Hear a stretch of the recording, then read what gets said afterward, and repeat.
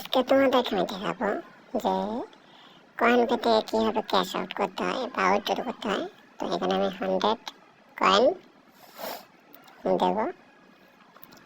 তো কনফার্ম আমি 18 উইথড্র দিয়েছি। 1 মিনিট লাগে, কিন্তু এখানে দেওয়া আছে 2 দিন। তো সেটা মেল অ্যাকাউন্ট ফোনে কয়েন পে থেকে দেখে কী বলে। তো এখানে একটু লোড যাচ্ছে, লোড।